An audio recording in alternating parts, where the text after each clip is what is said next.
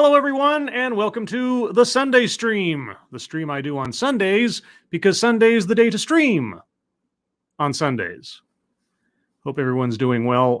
Before I get into anything else, before the stream started, thank you so much, ex-Bubba Hotep. I will watch later as normal, but this donation goes towards the series finale of The Lords of the Night.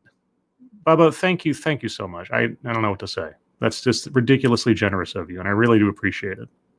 That's an amazingly nice way to start my day, among everything else. So thank you. I hope that the ensuing month will hopefully be a good cap off for the series, and as bittersweet as it all is, you guys make all of it totally worthwhile, regardless of the day, the news, or otherwise.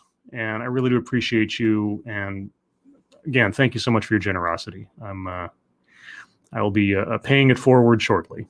I don't let that kind of kindness go unanswered, as it were, karmically or otherwise. So thank you. But hello, everybody. Welcome to Sunday, the wonderful world of the Sunday Stream. Today we'll be continuing our look at the Abolitionist Teaching Network, its members and or founders and or leaders, as we see in the video here. I'm going to start about 30 seconds back, or maybe almost a minute back from where we left off last time, just to make sure we have an overlapping sense of context of who we're listening to and what they are saying. But before I get into all of that, who is joining me on this adventure into education, or adventure, as I have just decided to call it? I'm sure that has never been used before this moment. Keeverdam, even though she's at a fair currently. Hello, Jaeger Pony. Hello, ex-Bubba Hotep, of course. Hello, Gunfox61. Hello, Funtime Bats. Hello, Mike R. Hello, Jenna P. Hello, Corn Pop. Hello, Jamie Melquist. Hello. I kind of said it so fast. Jamie Melquist. Jimmy Melquist. No. Swirl Blue, hello. Brigid, hello. Arc 210, hello. Gulf City Johnny Blaze, hello. Portman 2, hello. You're Ridiculous Lunatic, hello. No Name, hello. The Asia Research Directorate, hello. Howard Welsh, hello. And I think that's everybody I see presently. If I missed you, I apologize. Only because my aim was off. All right, so as I said, we're going to start up effectively where we left off last time. I have a outing with my sister later on this morning, so I'll be going for at least an hour, maybe a little over, or until my sister notifies me that she is on the way, and then I will begin wrapping things up. So that is the only caveat to this broadcast versus previous ones. So without wasting any more time and no more preamble, let's get right into it. Let me know if you can hear this. I'll leave it for a couple of seconds, and then we will continue learning about abolitionist teaching and the people involved in the organization thereof. It shows up in our curriculum implicitly and explicitly. Okay, so it shows up in our curriculum implicitly and explicitly. I forget exactly what it is we're talking about, but I'm sure we'll find out momentarily. Let me know if you guys heard that. Make sure I got everything clicked in correctly. Hopefully. Matt Barnes says, "Hi, Scribe, sounds good." And Mike R says, "Sounds good." All right. Well then, implicitly, explicitly, what now? Our curriculum is dated, it's white, it's offensive. I'm sure I laughed at that last time too, but it's dated, it's white, it's offensive. Our children cannot breathe in our curriculum. They can't live and learn freely. The curriculum isn't responsive to their histories and their identities and their desired future selves. You know what their desired future selves are? Okay. All right, well, and if I asked this question the last time, I apologize, but all right, how would you design a curriculum for the identities of a classroom? I'd be curious to know how you manage that without assuming that you can know the identity of a classroom simply based on skin color. If you're going to whittle everybody down to the most common denominator. But maybe that's the point. It shows up in our hiring practices, in our interview questions, the questions that we ask. I am so tired of hearing the questions like, why do you want to be a teacher here? Why do you want to be a teacher here? That is a bad question because... give me 3 challenges you have as a teacher. Why is... Okay. Well, I'd love to know why those are bad questions, but what are better questions? I want us to ask more direct, more explicit, more Black-oriented questions. More Black-oriented questions. What if the teacher is, or the potential teacher is Asian, or white, or Latino? To teach Black students, right? How does anti-racism show up in your math curriculum? How will you teach grounded in Black excellence? Because you're teaching 90% of Black students. It shows up in our lack of recruitment and hiring of teachers of color. So you should be teaching Black students the excellence of themselves based on their skin color. Just keep in mind, when it comes down to it, the most basic belief of critical race theory, anti-racism, all this stuff, is the valued weight of skin color in assessing someone's quality, their character, their potential outcome, their moral responsibility in the world. That's what it comes down to. It is emphasizing the value of skin color over everything else. And this isn't changing that notion at all. And this is problematic for our teacher ed programs, right? Our admissions process oftentimes exclude or don't invite people to even be teachers who look like us, or we use things like GRE and other test scores to exclude them from being teachers, or we teach folks like Vygotsky and Dewey like they are just the models of educational success. And again, I don't have any reference for what she's talking about insofar as those names or what a GRE is.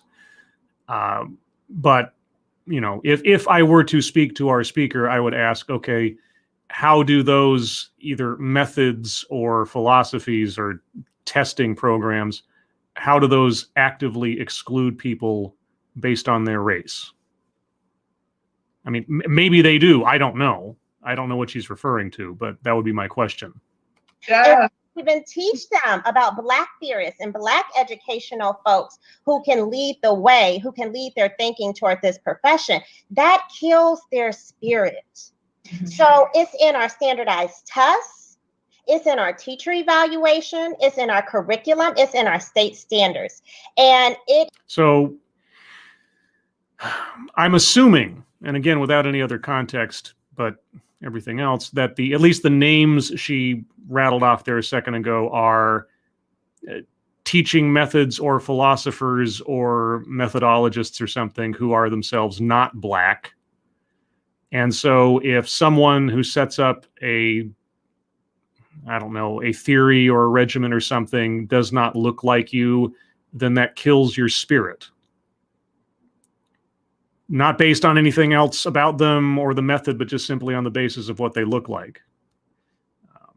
So is our speaker saying that teachers who are Black, who see or are subjected to testing or standards based on people who created them who are white, they're inherently racist because they can't handle the idea of someone not looking like them somewhere in the distance of the past being at the core of the standards by which they're held to, or something?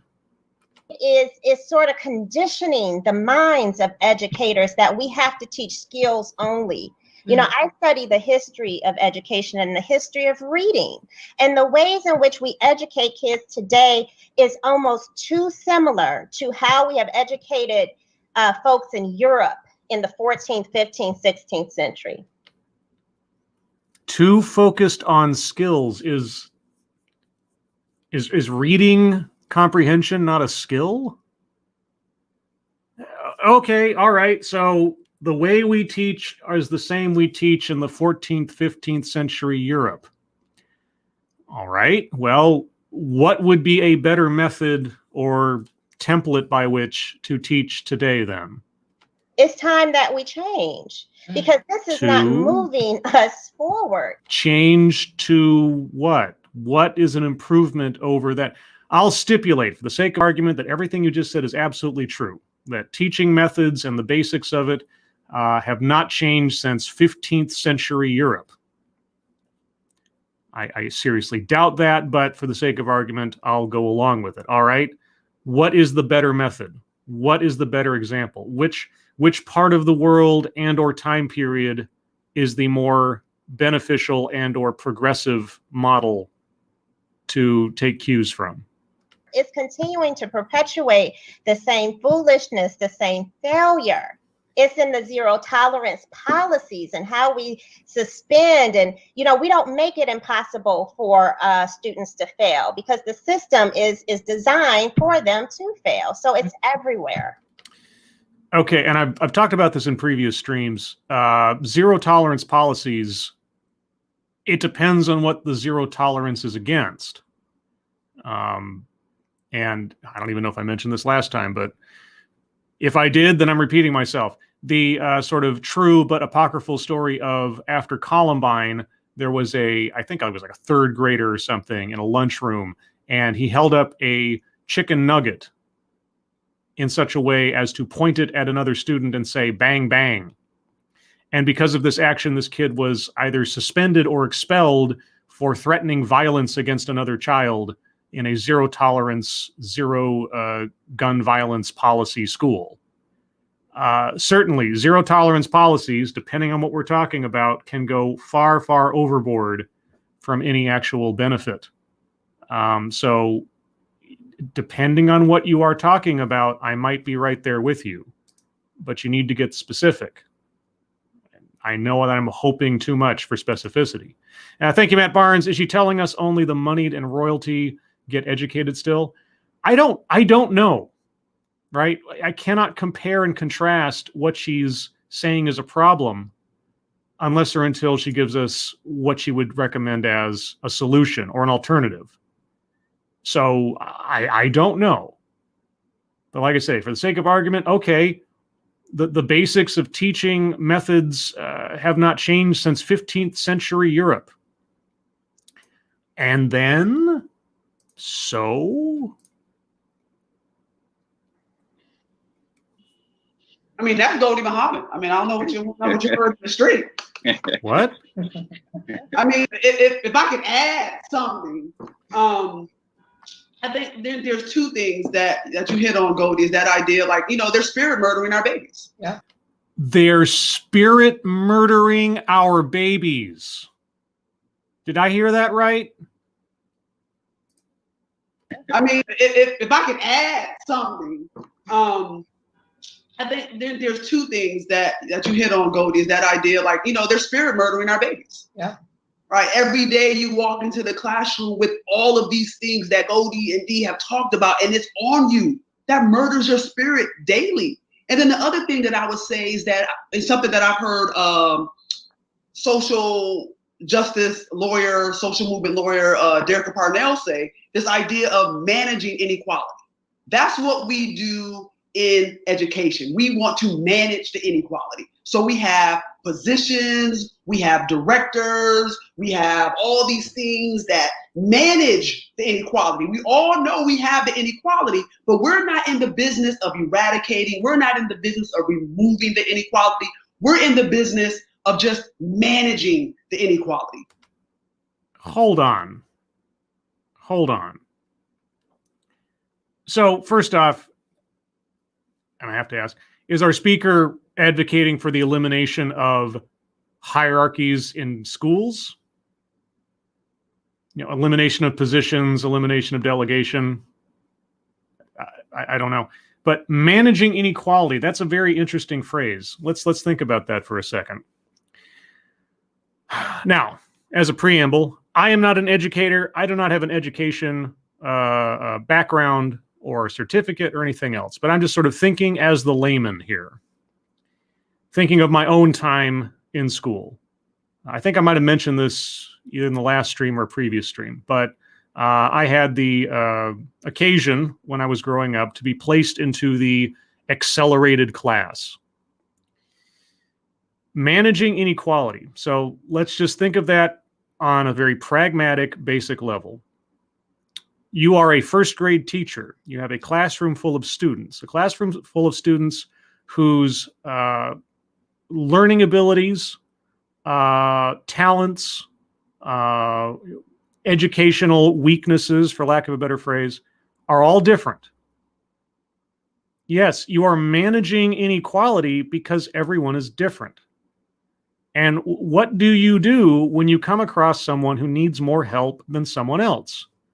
You have to manage it. That is what you do. That is unavoidable. Everyone is different. Harrison Bergeron, you can work as hard as you can to make everybody absolutely equal in all things. Bring some people down when they shouldn't, bring some people up when they shouldn't, just to make sure you don't hurt anybody's feelings or something. But yes, you're trying to teach to a room full of different people. And then what do you do when you find someone, and I'm not tooting my own horn, but this is just how it was. What do you do when you find a student that, for whatever reason, seems to operate on a level that is beyond where you are teaching at, the level you're teaching at? Well, do you leave this student there in a situation where they're not going to benefit as much as if they were moved to a more advanced or accelerated situation? Yeah, you are managing inequality. That's the whole thing. You're trying to teach children who are all different, all learn at different paces, and finding a way to get them all relatively on the same page. But you have to work student by student most of the times, especially in the elementary schools. So she's not wrong, but she's talking about it as though it were some kind of sin, when it's just the reality of the situation. At least that's my first blush impression to what she's just said versus my own experience. So in a state like Georgia, they have an award that you get called Beating the Odds. They actually give you an award if you are a school that can beat the odds. That's white supremacy. White supremacy is beating the odds. Okay, well, I won't deny that the title of that award does sound a little downer condescending, but I don't know what the situation is in Georgia. Who created that award? What are the prerequisites for it? Right? What qualifies a school or a school district to beat the odds? What does that mean? I mean, if you have a school or a school district that has been at X level of accomplishment for a certain amount of time, and then you show over a brief amount of time an exceedingly high level of improvement, okay, maybe beating the odds isn't the best phrase for it, but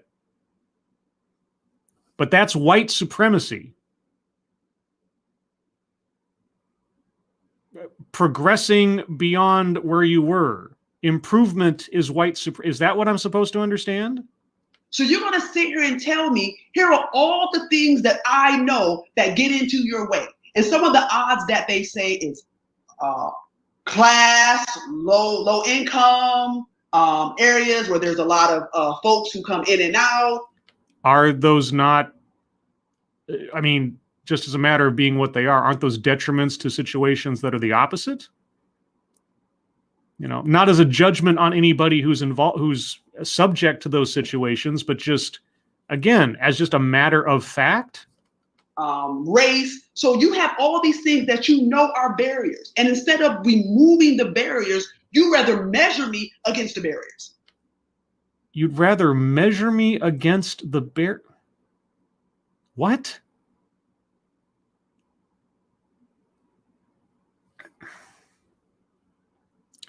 Okay. I'm not going to pause through it again, but I just want to get that whole thing in again just for, I don't know, the permanent record. Georgia, they have an award that you get called Beating the Odds. They actually give you an award if you are a school that can beat the odds. That's white supremacy. So you're going to sit here and tell me, here are all the things that I know that get into your way. And some of the odds that they say is class, low income, areas where there's a lot of folks who come in and out, race. So you have all these things that you know are barriers. And instead of removing the barriers, you rather measure me against the barriers. Instead of removing the barriers. Okay, real quick. Thank you, Gunfox61. So is she saying that schools that go above and beyond is racists, while schools that fail should be the norm? Oh, give me a break. Okay. I mean, that sounds like what she's saying, but even more seemingly ridiculous than that is, okay, so we've identified a school that, for whatever reason, or for several identifiable reasons, let's say, is at a disadvantage compared to other schools, right? Okay, so this school rests in a low-income area and doesn't have as much funding as other schools, or has a lot of turnaround. I'm not 100% sure why she said race was a barrier in and of itself, but okay. How do you remove the barriers rather than give an award for overcoming them? Okay, well, on that score, she doesn't necessarily have a bad point, in the sense that if there is a school that is not receiving the kind of support necessary to achieve the goals you want that school to achieve, and it's underfunded simply because it's in an area that is itself in a lower income bracket, is that fair? Is that fair to the people around them? Shouldn't schools be at least funded proportionally to their needs, that kind of thing? I understand socialism and so on, but in the sense of schools, is that necessarily an invalid complaint? I can't necessarily say it is, but I'd love to know from our speaker, how do you remove the barrier of race unless you make race an irrelevancy? Right? Because, I mean, you can't do much about, I'm not quite sure how she wants anyone from the outside to change the economic situation of the area in which the school resides. If that is a barrier based on the people who attend the school, how are you going to solve that?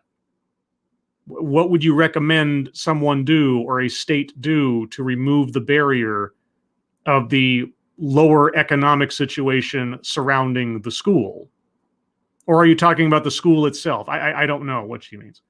But there's that one that she mentioned. It's like race. Okay, remove the barrier of race. It's ridiculously simple. Make race an irrelevancy in how you structure things and how you assess other people and how you assess value. But okay, so rather than award someplace or some organization that beats the odds, change the things that are creating those odds. All right. How? And so what we're concerned about doing in education is truly managing inequality. We don't want to eradicate, we don't want to remove it. We want to manage it. And then they want to give us positions to manage the inequality. How would you eliminate the income bracket of an area around a particular school? How would you do that? How would you eliminate turnover? I mean, maybe there's a way. I don't know. How would you eliminate race as a barrier? If you have the answers to these questions, I would really love to hear them. And again, managing inequality, that's what schools do as a matter of course, not as a sin. It's just how the world works. But okay, again, if I stipulate to everything you've just said, what is the solution? Mechanically speaking, what would you do to change things? I mean, think of your typical school where all these problems exist, right? Think of the school that is primed for the Beating the Odds Award, all right? What would you do, or how would you change that school's situation to where the Beating the Odds Award is a defunct concept? That's what I would ask. So they want to make Black folks, we want you to be the director of equity and inclusion. Okay, well, let me ask you something. If they made an old white man the director of equity and inclusion, I'd be very curious to know what your opinion would be of such an organization that would do that. Because I have seen on multiple occasions what happens when that is the case. It is not accepted, because the assumption is, how could that person possibly have any idea of what diversity and inclusion is given their race and or their gender and or their age? So would you accept a director of diversity and inclusion who was white? Yeah. Okay, the director of managing white folks hurting Black children. Now, the director of managing white folks hurting Black children. The director of diversity and inclusion is managing white folks hurting Black children. And inclusion. Yeah. Okay, the director of managing white folks hurting Black children. Now, I'm not saying that those positions are not necessary. I'm not saying those positions are useless, but what I'm saying is... You're saying is they are useless and they are perpetuating white supremacy. I'm guessing. That is how white supremacy shows up. I was close. Okay, so you have a director of diversity and inclusion who is not white, but all they are doing is perpetuating white supremacy by being in a position of authority over white people hurting Black children. Okay. Again, what would be your recommended alternative? Because it's the idea that, well, we gave you a director of equity. What more do y'all want? Mm. Everybody should be good now because we're managing the inequality. Okay, well, I'll get to that in a second. Redneck Ram, thank you so much. I think I can clear this up. She's saying she is a majorly racist B word. She's not doing herself any favors, certainly. Now, I will say something that it's a notion that she's kind of peripherally touching on, and that is sort of the cynical nature and the possible cynical motivation behind having positions like diversity and inclusion director and things like that. And I've talked about this for a long time. I have a suspicion that in most corporate climates, and perhaps even in school climates, saying you have a diversity and equity and inclusion program or director, or here's our initiative or whatever else, as much as the true believers might see that as progress, I can't help but suspect that part of the motivation behind having those things is for legal insulation. Like, Your Honor, this company discriminated against me because I'm this color or this gender, whatever. And then they come back and say, well, here, Your Honor, we have a years-long initiative of diversity, equity, and inclusion in our company. Here are our employee resource groups. Here are our affinity focus groups. Here's this, this, this, and this. We are not a racist company. We are not discriminatory at all. We're actually working towards equity and inclusion, and that means that this person's case has no merit. Because what is going to be the larger cost in the long run for a company? A civil rights lawsuit, right? Or a relative pittance that they can throw at having window dressing of diversity, equity, and inclusion and here we are and we're doing this thing, now leave us alone. Does that mean that every company or organization that has one of these initiatives is inherently racist? No, but it's a cost-benefit analysis kind of thing. Why take the risk? If we are preemptive in it and state it loudly and proudly that we are diverse and inclusive and push for equity, then not only do you get positive PR in the current zeitgeist, but should there be a complaint down the line, it'll be difficult for somebody coming up against you to say that there's some secret initiative going on when you have all of this other stuff showing that you're working towards the opposite. So I don't discount, nope, and now my phone's beeping at me. It is my sister. What is my sister saying? 1 second, guys, parentheses. Okay, so she'll be here in about half an hour. So yeah, her cynicism over the position and its actual utility in the long run, I don't necessarily disagree with. But how she's framing it and what it actually does or the threat of it is something that I'm very confused by. Are you cleaning up mess? You're cleaning up somebody else's mess. That's what your job is, to clean up a mess that is not even yours. Okay, well, how would you propose to clean up any mess? If you're coming in to change things, if you're coming in to repair what is broken, of course you're there to clean up someone else's mess. Is that not the opportunity you want? What is the notion of abolitionist teaching if not to clean up someone else's pre-existing mess? That's why so many Black folks are like, "No, I'm good. This moment right here, this reckoning, that's on you." Yeah. What? Yeah. Dina, you've warned that people are going to take this too lightly, like checking a box, having a workshop, reading one book.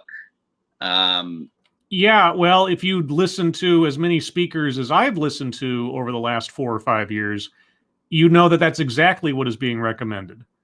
Checking a box, checking a percentile of gender population on your executive board.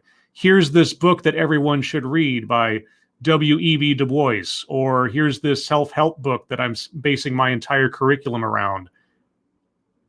You'd be surprised, Brian, as to how many people actually operate that way. You know, and especially in your field of social emotional learning, that people are going to say, "Oh, well, we do social emotional learning, so that covers it. We're good." You've called that white supremacy with a hug. Okay, again, I don't disagree that a lot of what we see in the diversity, equity, inclusion, etc. industry is glorified window dressing. It is a massive PR campaign that probably doesn't have a whole lot behind it except really nice sounding words, which is both sort of funny but also insidious because it allows for people who are true believers to leverage in a lot of inequity and a lot of fear and a lot of blame gaming and so on. So this is what makes it so difficult. It's like you can sort of agree with the cynicism about some of these things, but it's for completely different reasons. You know, in my case, I think it's a very cynical ploy for, again, PR and litigation insulation. Whereas, at least by implication, our speakers here just see it all as part of continued white supremacy. But all right, if that is the case, what do you recommend in the alternative? How would you do it? What do you mean by that? So first of all, thank you for saying that. First of all, like, our schools are steeped in white supremacy. I think we made that really clear. So yeah, you've said that over and over and over again. It's true. You've said that a lot. You've said it. So to me, I always tell people it doesn't matter what your curriculum is. If you put it in a system without any lens that is abolitionist, that is anti-racist, it can be used as a weapon. Mm-hmm. So I think oftentimes social emotional learning and equity get conflated. They're like, but students are talking about their feelings. Like, And I think it's important. I'm a proponent of social emotional learning if it doesn't create harm. We can use anything in education to create harm. Yes. A pencil could write a sonnet or pluck out someone's eye. Yes, just about anything could conceivably be used, whether you're talking about a concept or an object, to either help or harm. It is true. What are you talking about? And let me tell you, good intentions don't equal good outcomes. Okay. All right. Well, let's keep that notion in mind, shall we? Can we apply that warning towards everything that's been said so far? Do you leave room in your calculus for doubt of your own certitude? Right? People are like, but I meant well. Like when I told you that you were articulate, like I really just was meaning well. And like your hair, like when I touched it, I thought it was like exotic. And I'm just like, y'all, that's a great intention, but you are harming me because what you've done is you dehumanized me. Oh, yeah. Unlike saying that, a curriculum that does not have the things that you prefer is white supremacy, right? Which whittles down anybody who happens to be, I don't know, white into an inherent villain if they're doing what you don't want them to do. Not for anything else, not for who they are, but simply based on their skin color, which we've seen over and over again in this broadcast so far. You can't possibly apply what you've just said to anything that you've previously said. I mean, she's not wrong, in the sort of very basic fundamental way, but she's also a hypocrite.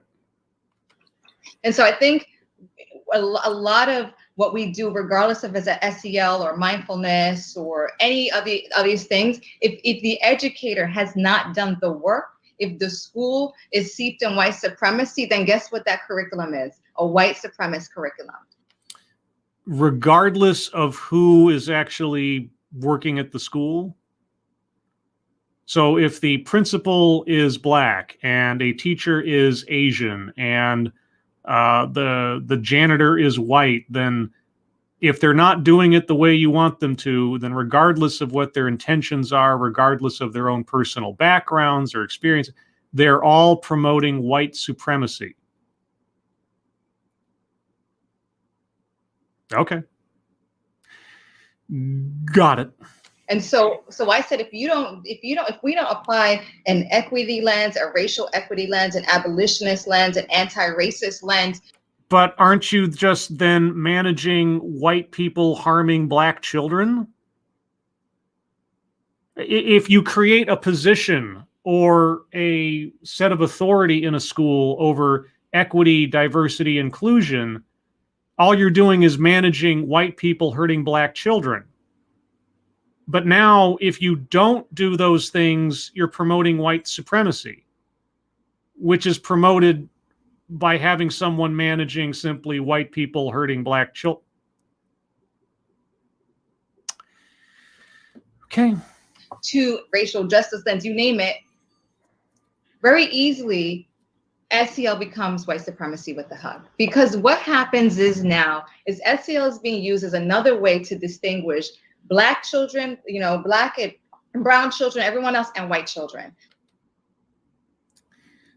I still need a decent description of what social emotional learning is, at least insofar as the context here, because they keep talking about SEL, and as has happened too many times in the last couple of years, I can't take it on faith that what I look up as an actual definition is what they're talking about in any particular setting when they bring up these buzzwords and these concepts.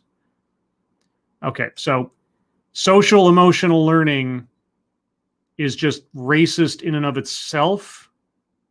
But when we read your materials, or at least the Abolitionist Teaching Network's materials previously, you guys are promoting social emotional learning as practically the backbone of your methods.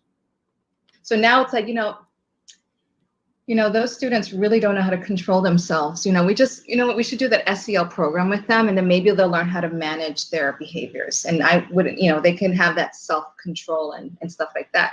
You mean kind of like setting the white kids aside and having them contemplate their whiteness, and maybe then they'll understand how they're inherently promoting a atmosphere of white supremacy and become better allies?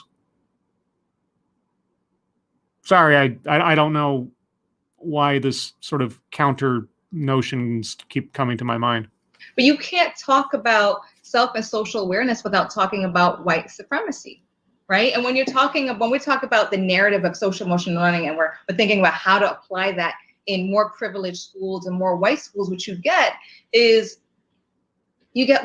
our students need this for college and career readiness. So these two narratives of like why SEL is important is, again, how are we using a tool to further disenfranchise the already disenfranchised?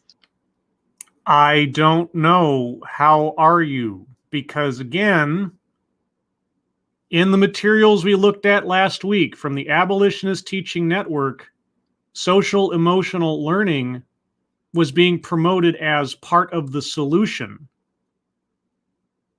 So if it's not part of the solution, if it is in fact furthering the problem that you're citing, then why are you using it?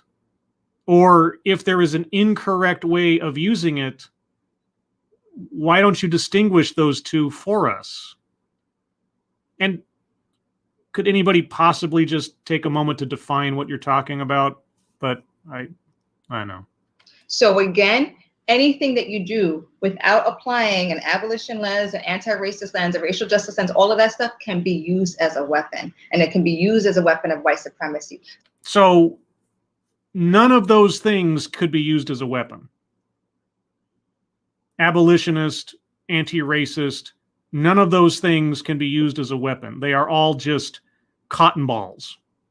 That's probably a bad metaphor, isn't it? Okay. I don't know, fluffy pillows. But those things could never be weaponized. They are completely benign. They can do no harm.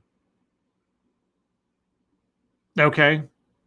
So don't come in here with that Trojan horse SEL talking about, but it's here for the kids. Your organization is promoting SEL as part of the solution to the problem you are citing. You are, or at least the organization that you are here to speak on. I don't know what our speaker's role is in the Abolitionist Teaching Network, but this is what that video is here to promote. The first and only time that I can think of that I've ever heard of social emotional learning to any great extent is from reading the materials for this organization. So what is the wrong way to use it, and what is the right way to use it? The right way to use it is through a lens of anti-racism and equity. What does that look like? And if it's about anti-racism and equity, if I was actually taking those words to mean what they should mean, why are you divvying up the students on the basis of race when talking about it? Without doing that work, we need anti-racist healing. And like I just wrote a piece that if you can't, be trauma informed if you're not talking about racism. You cannot be trauma informed if you're not talking about racism. You cannot be trauma informed unless you're talking about racism. Okay. A lot of us, like me, I walk in with my racial trauma. Sounds like a personal problem. I walk in when folks, have said something about the way I spoke or the way I pronounced things. But then you want to give me a hug without you want to give me some trauma-informed instruction without addressing the trauma of racism? So anyone who has anything to say to you of any kind of critical nature is inherently a racist comment. I mean, whether it's a compliment or a criticism, it is fueled by racism if you decide not to accept it. That's what I'm hearing. I don't know if that's what you're meaning to say, but that's what I'm hearing in this. Is that you're walking around with a giant chip on your shoulder every day for anything that comes your way that you can then classify as being offensive. The trauma of white supremacy. So we're just like what you said, Bettina, we're just putting Band-Aids on. We need to understand that whatever you apply to a school system right now, the way it is, which is seeped in whiteness, is seeped in white supremacy, can very easily be used as a weapon. And so that's why, without that lens, SEL is white supremacy with a hug. You could put a smile in there too if you want, but basically. Okay, I might have to go back and reread the materials on this, because if I'm not mistaken, and I'm happy to be corrected, the guidance materials we looked at for activists in residence and some of their handbook stuff promoted social emotional learning as, if not then one of the primary tools that fuels the abolitionist teaching network's philosophy. And now there's no safe way to practice SEL, because if you don't do it exactly correctly, whatever that means, then it is white supremacy. Even though I still don't 100% understand what social emotional learning is supposed to do or looks like. So, okay. Right. Ouch. Yeah, ouch. My brain's hurting. Well, I think that brings us to the question of abolition. And people, this word is out there. Yes, it is. Okay. So just as a reference, I only cropped out about half of the total talk for the sake of these streams. I didn't know that I'd be doing more than the segment that I cropped out of it originally. So this only represents half of the total talk. There's about 5 minutes left in it, and I've got about 5 minutes left until I have to think about my sister arriving. So I'm going to let it run for a couple of minutes here, and then I'm going to wrap things up before the top of the hour, guys, just so you know. In a new way, and more people are thinking, it seems like, and talking about it, but mostly in respect to the police or to prisons or to the carceral state. Yes, I have heard abolitionists talk specifically about the new abolitionist movement is specifically about criminal justice in general, police in particular, prisons, etc. I've done many videos on people promoting the idea of abolishing prisons, abolishing police. So, in your context, what does it mean? Abolition of police or abolition of prisons. Yes. But what does it mean for school? Yes. Are we talking about abolishing school? Yeah.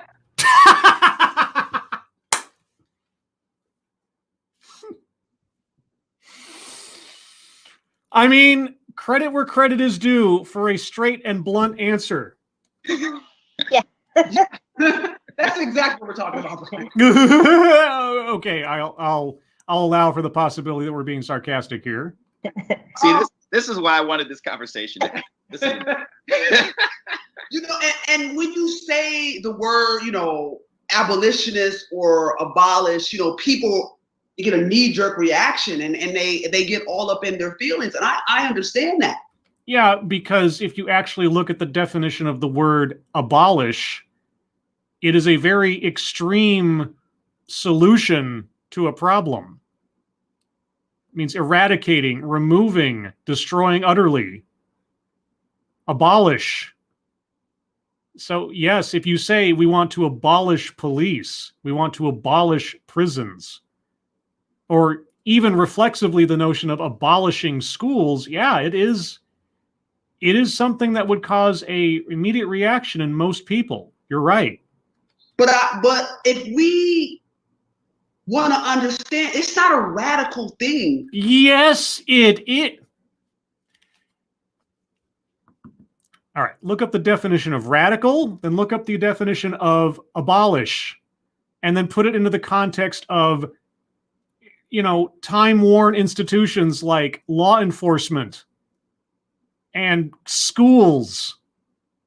Yes, it is a radical notion. To want to be seen as fully human. What? Or abolish, people get a knee-jerk reaction and they get all up in their feelings. And I understand that. But if we want to understand, it's not a radical thing to want to be seen as fully human. It's not a radical thing to want to say this, the way y'all set this up isn't fair. Then how would you set it up? Give me a hypothetical example in contrast to, I mean, you brought up like the beating the odds school in Georgia. Okay, take your hypothetical beating the odds school in Georgia and tell me, in a perfect world, pie in the sky, what would you do differently to make it an equitable, anti-racist school? How would that look? What would that look like? And of course, you act surprised. Oh, people get all up in their feelings about when they hear the word abolish. You would not have put that in the title of your organization if you weren't looking to get a reaction. Give me a break. So don't pretend like you're suddenly surprised by the notion of people having a reaction to that. That is part of your marketing strategy. The way you set it up, some people get to play, some people don't get to play. The way you set it up, not only do we not get to play, there are now structures and institutions and conditions that make sure that I can't play and my children's children can't play. You got a sports scholarship. You got a degree. Who stopped you from playing in the abstract? Here you are. You're an author. You're an educator. You played basketball and got a scholarship for your skills.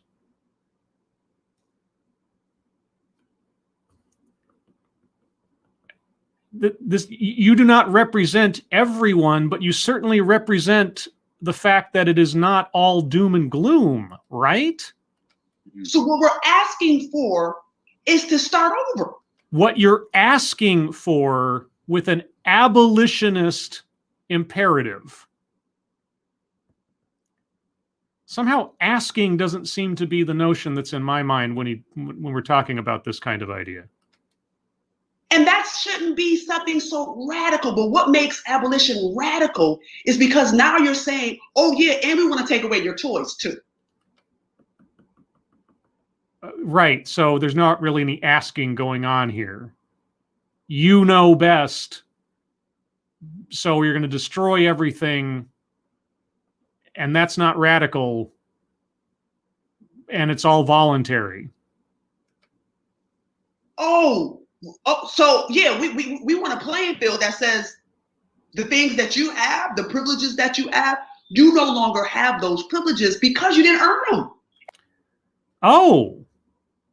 Oh, okay. So earned privileges. Got it. And since you didn't earn them, you need to go ahead and give them up.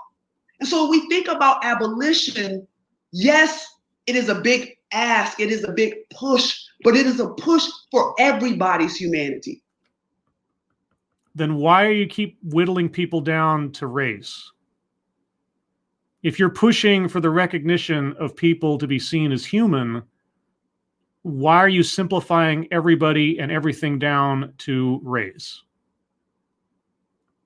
It is not just a push for Black and brown folks' humanity. It is a push for everybody's humanity. No, it is specifically not, because you have spent a good portion of this time telling us how white is bad.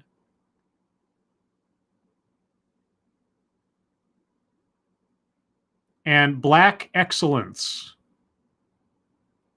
and diversity and inclusion positions are only there to manage white people hurting Black children. And so when we think about education, and it's linked to abolition, it has so much to do with the ideas that folks like Angela Davis have given us, folks like Ruth Wilson Gilmore has given us, David Stahlball, Erica Miner, those folks who have done that particular type of work.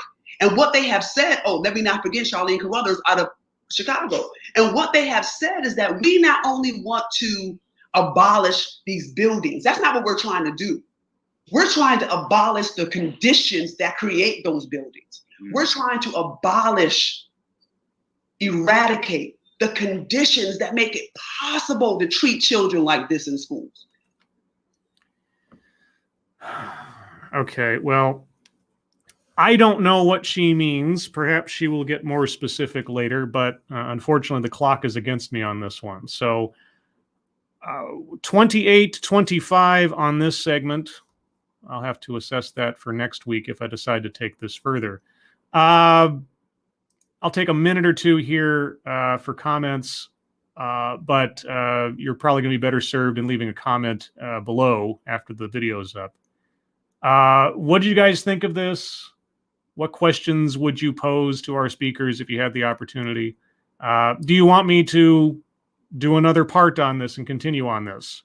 I could understand opinions going either way, because it is both fascinating and frustrating at the same time. Thank you, GunFox61. Scribe, she is being very disingenuous here also for her talking about this skin color as being racist, then saying this. Talk about calling the kettle black. Scribe, have a good rest of your weekend. Thank you, GunFox. Yeah, there's a lot of contradictory notions here, and a lot of instances, at least in a couple of places, where lack of self-awareness is very prevalent. You know, you want to underscore people's common humanity, but you also want everyone to understand that they have to see each other and assess each other both physically and philosophically on the basis of race.